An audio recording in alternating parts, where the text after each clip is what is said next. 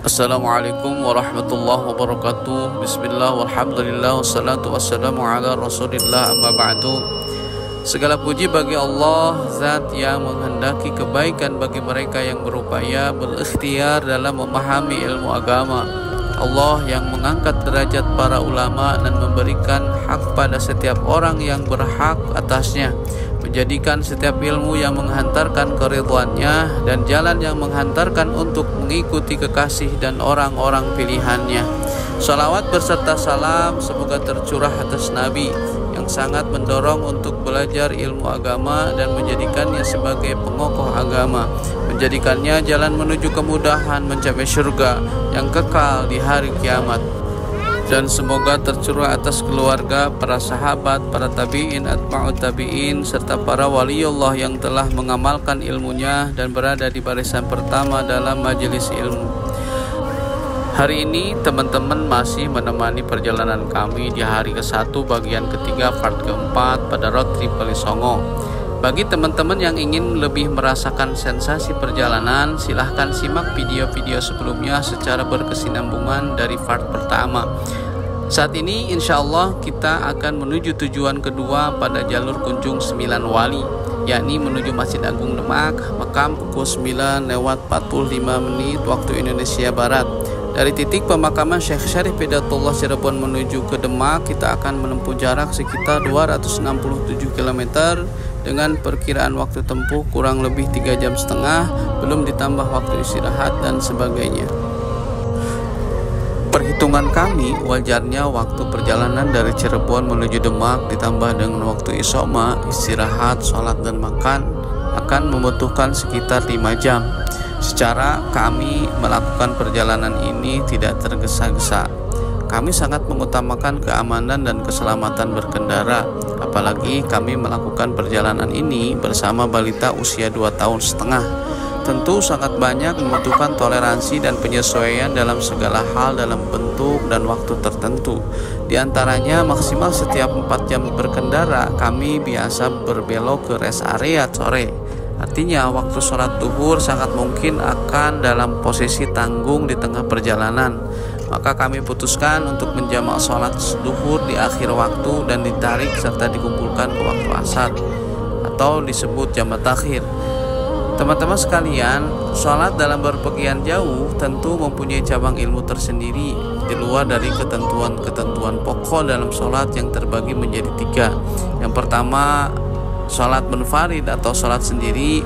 Yang kedua, sholat berjamaah. Yang ketiga, sholat Jumat. Masing-masing tersebut punya aturan tersendiri. Kita saat ini sedang melaksanakan perjalanan atau safar dan kita disebut musafir. Dalam hal ini, Islam membuat satu cabang keilmuan khusus tentang sholat musafir. 200 kilometeran, 225 kilometer menuju Kali Kangkung. Posisi bar di tol Kali Kanci, setengah bar. Solarnya hampir habis, setengah bar.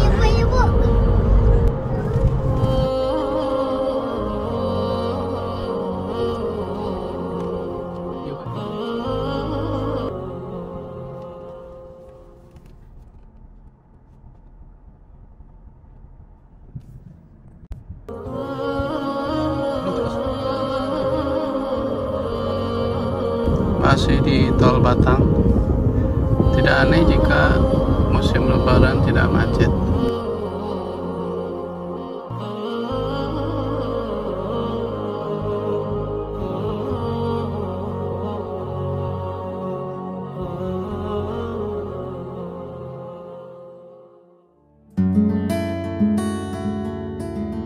Salat musafir memiliki kekhususan yang datang dari kemurahan-kemurahan yang diberikan Allah Subhanahu wa Ta'ala.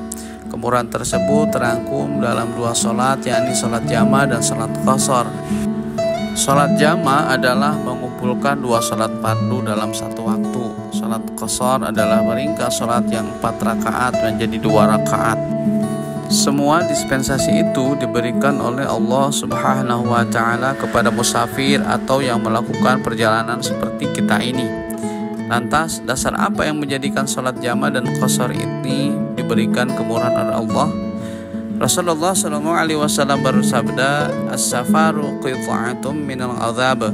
Bepergian safar itu adalah sebagian dari siksaan. Dikutip dari kitab Taqriratus Sadidah karya Sayyid Hasan bin Ahmad bin Muhammad bin Al-Qab, saat melakukan safar, seseorang tidak akan terlepas dari kesulitan-kesulitan yang nampak oleh indera, seperti perjalanan yang cukup lama, atau kesulitan-kesulitan yang abstrak seperti terpisah dari kerabat dan orang-orang yang dikasihi.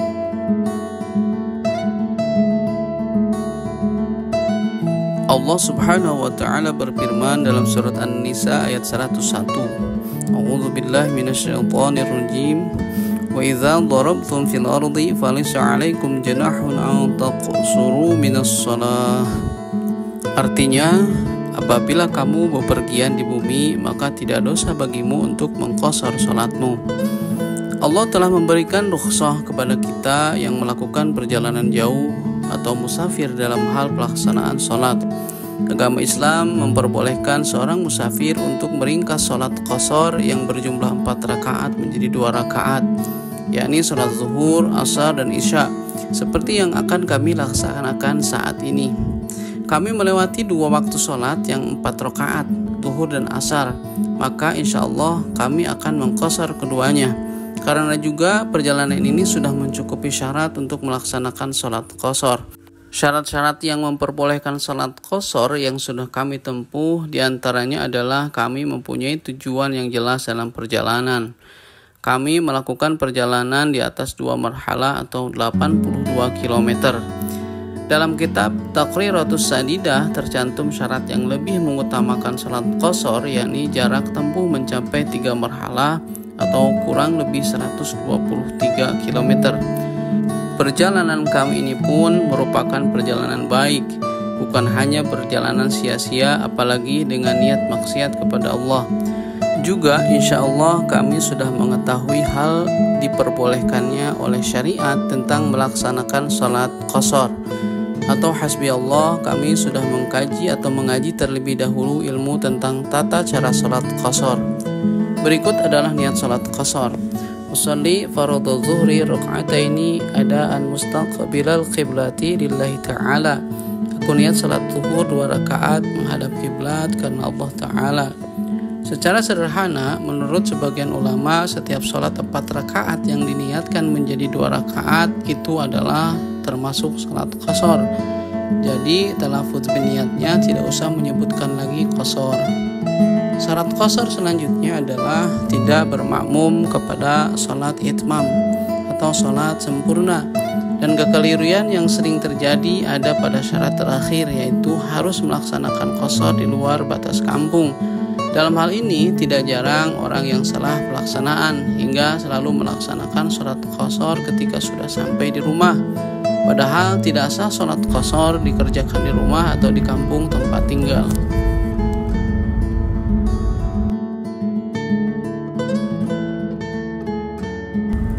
Setelah kita memisahkan materi sekaligus pengamalan langsung di lapangan tentang salat musafir atau salat qashar, sekarang kita menuju kepada pembahasan menjama 2 salat atau mengumpulkan 2 salat atau dikenal sebagai salat jama'. Salah satu sebab yang memperbolehkan salat jama' adalah sebab bepergian. Maka tentu saat ini kita diperbolehkan untuk menjama salat, baik jama' taqdim maupun jama' takhir. Yang akan kita bahas dalam bagian ini adalah jama' takhir, karena bertepatan prakteknya akan mengumpulkan sholat zuhur saat ini dengan dilaksanakan di waktu asar nanti ketika kita sudah sampai di Demak waktu asar. Alasan secara syariah kenapa diambil keputusan jama' takhir sesuai yang dikutip dalam kitab Taqriratus Sadidah, yakni ulama kebanyakan lebih mengutamakan sholat jama' takhir ketika waktu yang pertama melakukan perjalanan dan berhenti di waktu kedua. Tepat seperti perjalanan kali ini, kita berangkat sebelum zuhur dan akan berhenti di tujuan di waktu asar. Teman-teman sekalian, tentu dalam sholat jama' ada beberapa pendapat yang tidak memperbolehkan jama' seperti Imam Abu Hanifah. Untuk itu permasalahan muncul ketika kita menanyakan apakah lebih utama sholat jama atau itmam atau sholat sempurna. Maka dengan itu pengarang kitab Taqriratus Sadidah mengutamakan tidak melaksanakan sholat jama untuk menghormati ulama yang tidak memperbolehkan tersebut, kecuali dalam kondisi-kondisi berikut ini utama sholat jama. Yang pertama, diutamakan sholat jama ketika kita saat melaksanakan ibadah haji di Arafah dengan melakukan jama takdim duhur dan asar, dan di Muzdalifah dengan melakukan jama takhir maghrib dan isya. Berikutnya, bagi orang yang masih meragukan tentang dalil yang memperbolehkan jama, lebih utama sholat jama. Kemudian bagi orang yang di hatinya disimpan tidak suka melakukan sholat jama, maka diutamakan sholat jama.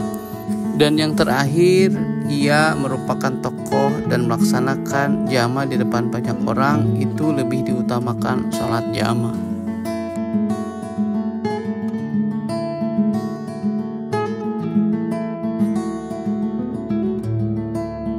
Syarat jama takhir ada dua, dikutip dari kitab Taqriratus Sadidah karya Sayyid Hasan bin Ahmad bin Muhammad Al-Kaf. Syarat yang pertama adalah berniat pada waktu sholat pertama masih muat untuk digunakan melaksanakan sholat pertama. Maksudnya, masuknya niat jama takhir bersama dengan masuknya sholat pertama sampai sisa waktu yang cukup digunakan melaksanakan sholat pertama. Pendapat ini menurut Imam Ar-Romli. Sedangkan menurut Ibnu Hajar, sampai sisa waktu yang cukup untuk melakukan 1 rakaat. Berikut niat menjama takhir duhur ke asar, dikutip dari kitab Syarah Safinah Kasipatus Saja karangan Syekh Muhammad Nawawi Al-Bantani. Bismillahirrahmanirrahim. Nawaitu ta'khir zuhri ilal asri li'al jama'a bainahuma. Artinya, aku berniat menunda sholat zuhur ke waktu asar untuk mengumpulkan keduanya. Niat ini dibaca dari mulai masuk waktu zuhur sampai sisa waktu yang digunakan untuk sholat zuhur. Semisal waktu zuhur tiba jam 12 dan asar jam 3, maka akhir sah niat itu di jam 2:50 jika ukurannya 1 kali melaksanakan sholat 10 menit. Maka tidak sah jika sengaja berniat pada waktu kedua atau setelah masuk waktu asar, atau di waktu sholat pertama namun tidak cukup untuk melaksanakan sholat pertama secara sempurna. Semisal niat di penghujung waktu zuhur saat waktu asar hanya berjarak 30 detik. Dalam hal ini status sholat pertama menjadi qadha dan kita berdosa dengan sebab kesengajaannya mengakhiri sholat.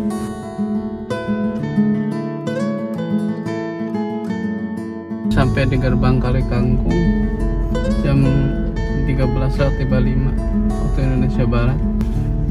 Kita periksa sekarang tarif tol terbaru.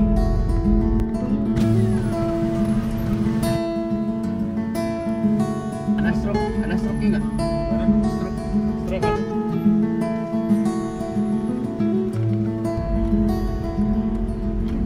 267.570. Sekarang memang agak murah, seperti agak murah karena tadi masuknya dari tol Cirebon itu 267.570 rupiah. Dulu biasanya kita masuk di gerbang tol Padalarang sampai sini 300.000 atau tepatnya 357.000. Ya, masih sama dengan tahun kemarin.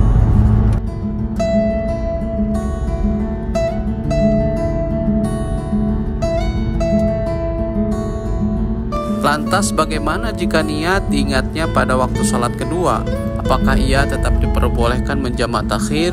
Dalam persoalan ini ulama sepakat musafir tersebut tidak berdosa, ia dimaafkan karena lupanya. Kendati banyak pendapat berbeda, namun kita ambil kaul yang mensahkan. Sebagaimana pendapat Syekh Ibnu Hajar Al-Haytami dalam kitab Al-I'ab, disamakan dengan hukumnya orang yang lupa niat jamak takhir, yaitu orang yang bodoh terkait ketentuan niat jamak takhir. Sebab persoalan niat jamak takhir itu tergolong hal yang samar bagi orang yang awam, sehingga termasuk kebodohan yang dimaafkan.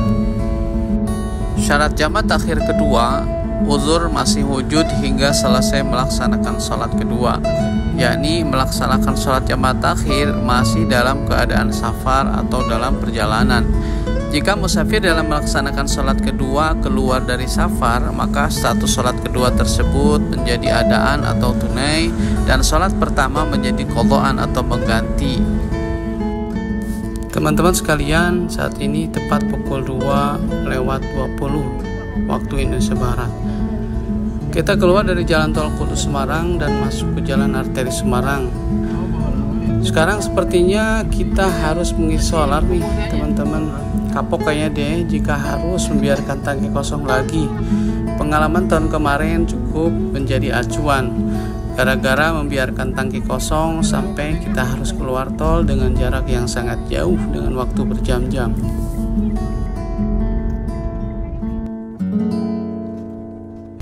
Alhamdulillah sudah di wilayah Demak jam 14.21. Sekarang kita akan mengisi BBM dulu.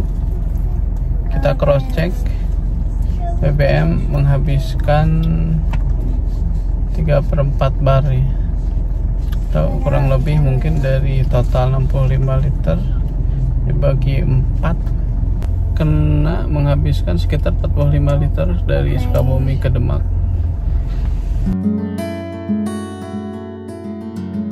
Sekarang sudah pukul 14.37 di Demak.